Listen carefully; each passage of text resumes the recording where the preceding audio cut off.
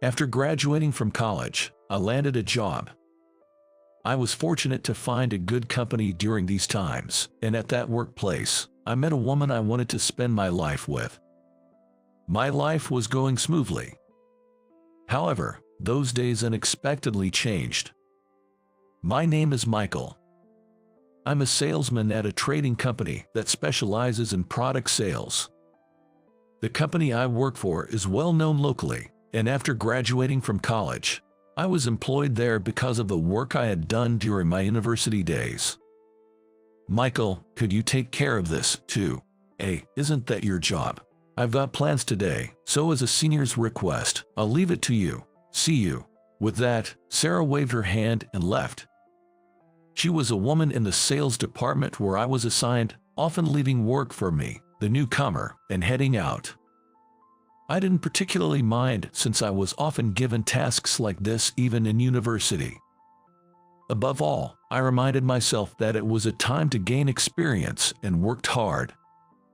In my job, I deal with specialized equipment and devices.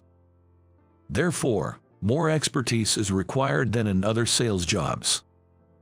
Using the knowledge and experience I gained in university, I would visit clients who patronized our trading company, building a track record through direct sales.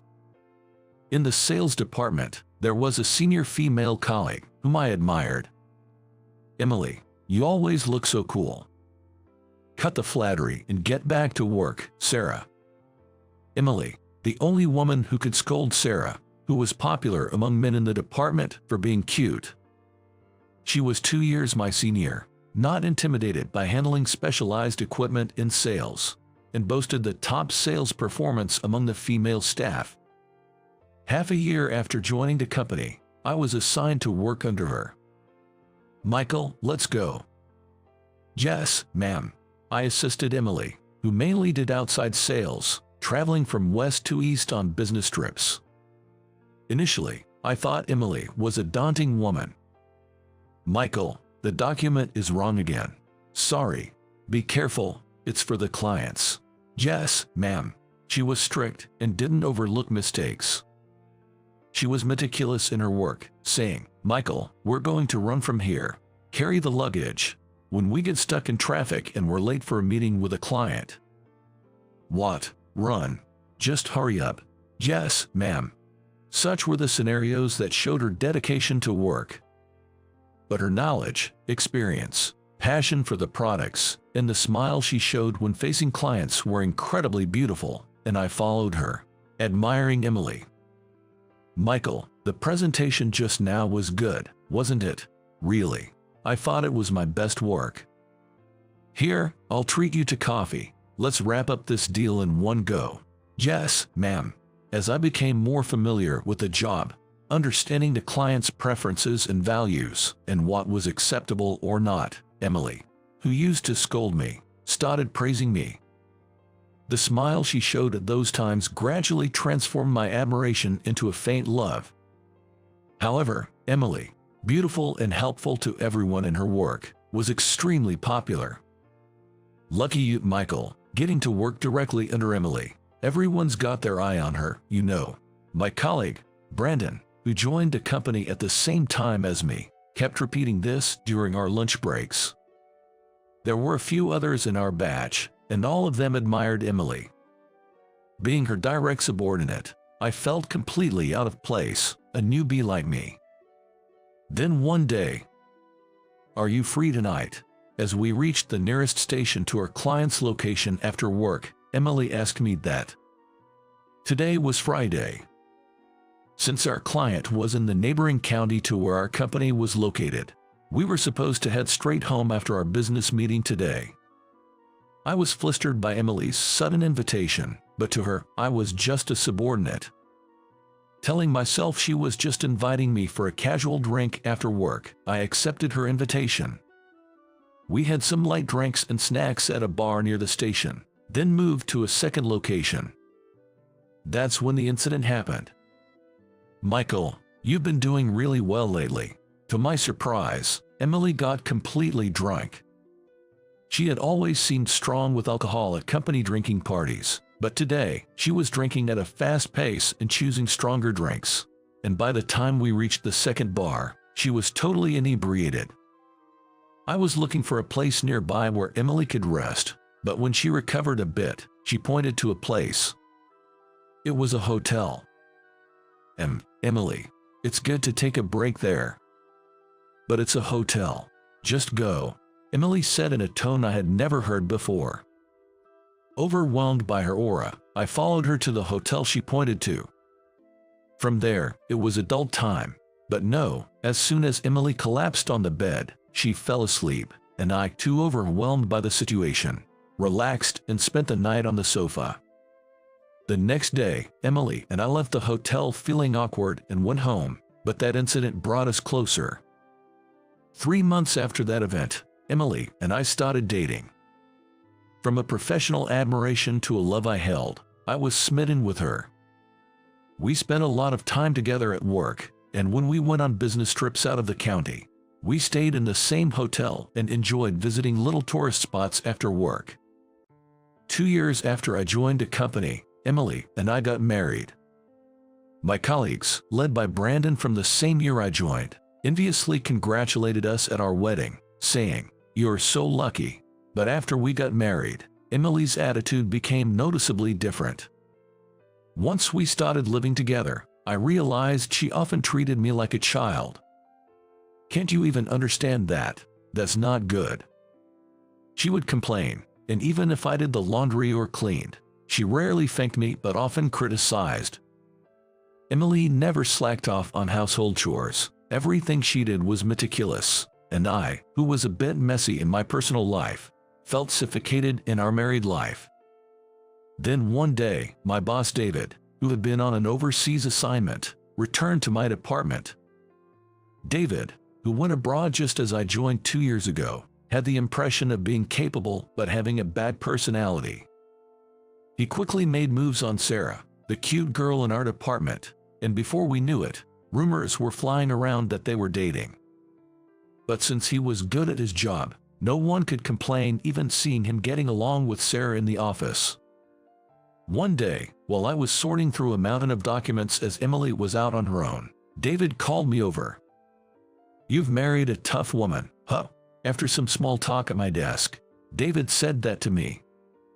I was irritated, thinking he was insulting my wife, but his next words felt like a bucket of cold water over my head. "That woman has always had a bad history with men. Be careful, okay?" I couldn't believe it. I had thought Emily was popular but sincere. But David said, "You, being new, wouldn't know about her past," and told me she had caused trouble with men in the company before. After parting from David, I kept telling myself that couldn't be true. She couldn't be that kind of person. However, her attitude at home only accelerated my anxiety. I couldn't figure out what she really thought of me, always treating me like a child. Around that time, I was removed from being Emily's subordinate. It came out of nowhere, and when I asked David, my boss, who informed me about it, he said with a somewhat reluctant face, "Emily said it's difficult to work with you, so she asked to change her subordinate." Everything went dark before my eyes. True, at home I had been scolded, criticized, and talked down to by Emily numerous times, but at work, I thought I was supporting her without any mistakes.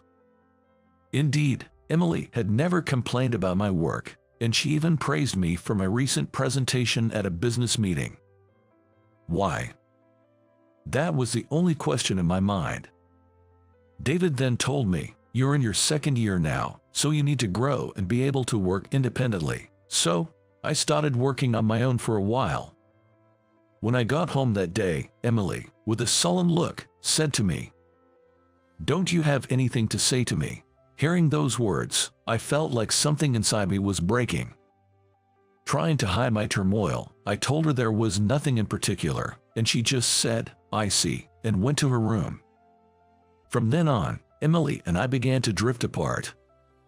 With a new subordinate, Emily's overtime increased, and the time we used to go home together changed significantly. Thinking she must be tired, I would cook and wait for her, but as soon as she got home, she would complain, "You haven't cleaned up the dishes," and point out where I hadn't washed properly or left dirt. At work, I saw less of her, and at home, the atmosphere was awkward, making me feel quite down. During those days, I heard something from Tyler, a colleague in the same sales department. He mentioned that Emily and David, our boss, used to be in a relationship. I shrugged it off at the time, but on my way home from work, I vividly remembered Tyler's trivial story. As I approached the busy downtown area on my way home, I saw something. Emily was walking side by side with David in the downtown area, just the two of them. Seeing them walk together, my mind went blank. That scene etched in my mind, and something inside me that had been barely holding on shattered. I don't remember how I got home. When I realized it, I was at home, sitting blankly on the sofa. My head was a mess, and the image of Emily and David walking together kept flashing back, making me cry and rush to the bathroom to throw up. For the next few days, I thought a lot, but couldn't find an answer. Maybe my heart was tired from the days of drifting apart from Emily. On my next day off, I made up my mind. Emily was working, and it was just my day off. I thought it was a convenient timing and acted on it. At 10 p.m., Emily came home. I was waiting in the living room, and as soon as she entered, I blurted out, "You were with David today, weren't you?" As soon as David's name was mentioned, Emily was lost for words and froze. Her expression seemed to say, "How did you know?" Seeing her face, I couldn't bear it anymore. "I've filled out my part." With those words, I left a green piece of paper on the living room table. It was a divorce oath, but only my signature. At that moment, Emily was saying something, but I didn't want to hear it. I didn't want to see the woman I admired and loved making excuses. I grabbed my few packed belongings and rushed out of the house. I ran towards the station for a while. Looking back, Emily wasn't following me. That only fueled my despair further. All I could think of was that I didn't want to go home that night. I found myself dejected, standing alone in the station's rotary. Then, someone placed a hand on my shoulder. "Hey, Michael, what are you doing here?" When I looked up, there was Brandon, my colleague from the same year I joined. Brandon, on his way home from work, found me sitting alone at the rotary and, concerned, came over to talk to me. Seeing Brandon's serious look, usually so laid back, I embarrassingly broke down in tears in front of him.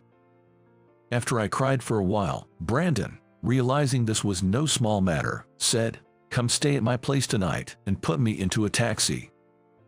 The taxi ride took about 10 minutes to reach Brandon's apartment, where he lives alone. After preparing a simple dinner, Brandon handed me a beer and asked what had happened.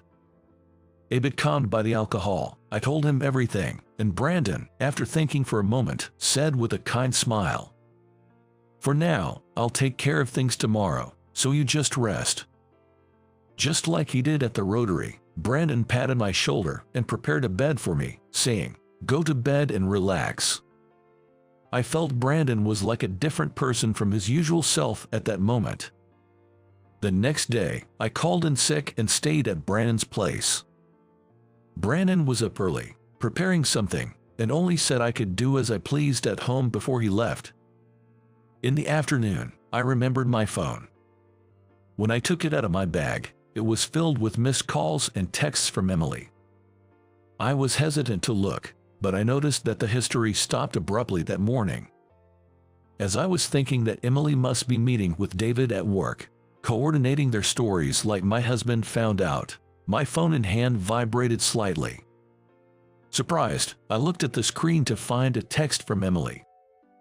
"Are you free tonight?" It was the same line she used when she first invited me out for drinks. I wasn't sure if it was nostalgia or a desire to settle things with Emily, but I felt the urge to meet her. We agreed to meet at the station after her work, as she would finish on time. I was still in the disheveled clothes I had left home in. As I headed to the meeting station, Emily spotted me and immediately rushed over. Her face looked worried and relieved to see me. Unsure what to say, I was pondering when Emily apologized. "I'm sorry." Seeing her continue to apologize, I was at a loss for what to do. As I stood dumbfounded, I heard a voice from the station, "Hey." Looking in the direction of the voice, there was Brandon, walking towards us with his usual nonchalant expression. "Don't worry, Michael, your wife isn't cheating on you." I was even more stunned. How could Brandon be so sure? My confusion must have shown because Brandon explained the truth. Emily hadn't been cheating with David. While it was true they had dated in the past, Emily had broken up with him due to his possessiveness. With David being assigned overseas around that time, he had left, not accepting the breakup.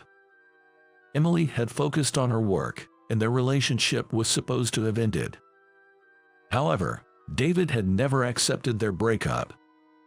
When he returned to America and found out Emily was dating me, he used his authority as a supervisor to falsely report and remove me as Emily's subordinate, involving her in his work. The rumors that Emily has a bad history with men spread by David were meant to break us up. Emily herself was also misled when I was removed from being her subordinate. David had lied to her, saying, "Michael seems fed up with your methods," suggesting mutual dissatisfaction to justify the change in our working relationship. But why did Brandon know all this? When I asked, Brandon answered with a proud look, "Because I'm in HR." When I expressed my surprise, as I had never heard this before, Brandon nonchalantly apologized, saying he had kept it a secret. Brandon had been transferred to HR, tasked with internal investigations into misconduct and attitudes towards work across various departments.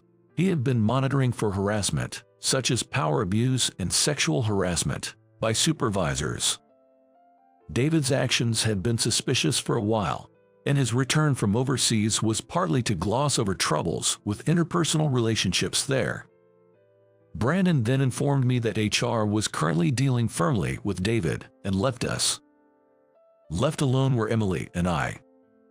Realizing how I had been misled by my assumptions and manipulated by David, I knew I had to apologize to Emily. "I'm sorry, Emily. If we had talked more properly, this wouldn't have happened. It's partly my fault too. I was pushing you too hard," Emily said. She seemed to realize that her behavior at home had been wrong. Her treatment of me as a child stemmed from her inexperience in dating a younger man. She didn't know how to interact properly. Whenever she tried to act more mature, it backfired. While she appreciated my attempts to help and support her, she often pointed out my shortcomings and struggled to be honest. Emily apologized. Then, Emily and I had dinner together anew. Of course, it was at the home we shared. When we returned home after shopping for dinner, our awkwardness made us laugh just by looking at each other. The next day, when Emily and I went to work together, the situation had surprisingly settled down. Apparently, David had been suspended due to the trouble he caused overseas and his recent abuse of power. Soon, an official report would be released by HR, demoting him and reassigning him to a regional branch, Brandon nonchalantly mentioned while eating lunch. David had also been spectacularly dumped by Sarah and was now working quietly alone in a regional office. Brandon's role in resolving this issue was recognized, and since he had originally expressed a desire to gain experience through an overseas assignment, he was promoted to the branch where David had been stationed. "I'll do my best abroad as a single man, so you make sure to keep your wife happy," Brandon said with his usual charm, waving goodbye as he left for his overseas journey. Emily and I are cherishing our time together anew. We're increasing the time we spend together, making up for the time we missed, and Emily is trying hard to avoid treating me like a child. We're doing housework together. She praises and supports me where I do well, and we're experimenting with various ways to improve our time together. Our work is also going well, and we're now stepping forward to build happiness together. truly understanding each other's hearts.